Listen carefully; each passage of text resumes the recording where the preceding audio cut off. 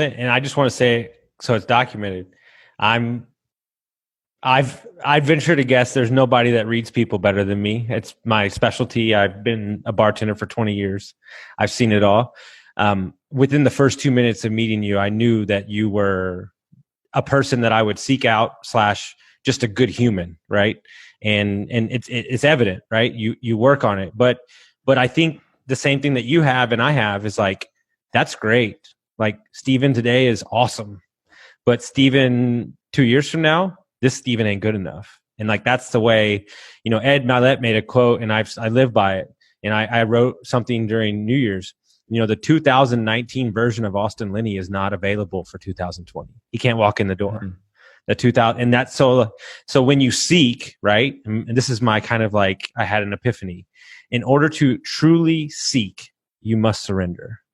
And what people are quick to do when they have those bad days, those moments, to turn to the bottle, to turn on Netflix, to turn on Instagram and just drown it out instead of sitting with your emotions and saying, that's great. And somebody might have affected me this way, but why am I truly feeling this way? And it's not until you really open the hood and you say, why the fuck am I drinking so much? And it's just this constant revolving thing.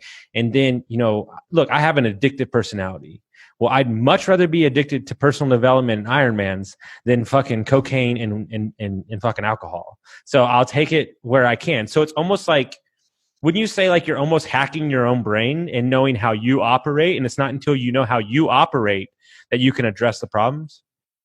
Yeah, 100%. I mean, I also have a fairly addictive personality, and I also could be the kind of person who will turn to coping mechanisms to essentially escape that emotion or that feeling. And some people think, well, Steven, you're crazy. You're so disciplined. How do you do that? But when I decide that I'm not going to do something anymore, that's it. It's done. Yep. But when I decide that I've opened myself back up to it, then that's when things can slowly start to creep in and you slowly start to kind of doing, something that maybe isn't as beneficial. And here's like a great example. If you're going to think to yourself, well, hey, I don't have any bad addictions. I'm not doing alcohol or drugs. I'm not living in that life. Well, great. One of the coping mechanisms that I'll sometimes fall into is I'll sit down and watch Netflix. And then I'll watch another episode and I'll watch another and I'll feel the depression continue to cycle and go deeper and deeper. And it's almost like you can't escape it because you're just living for that next little high on the episode. The same thing might be true on, well, I'm going to go eat some more or I'm going to go do this. But the key is to figure out, well, what are the coping mechanisms that aren't supporting you the most right now? Maybe you don't have to cut all of them out. Let's just do one at a time and then replace it with something that's empowering.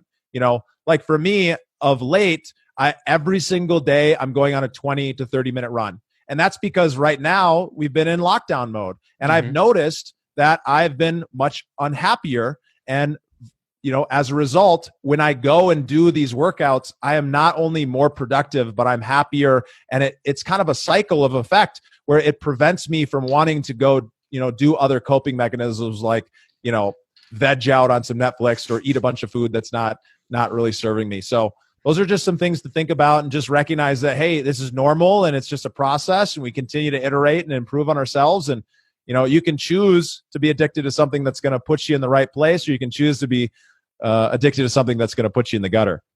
Amen.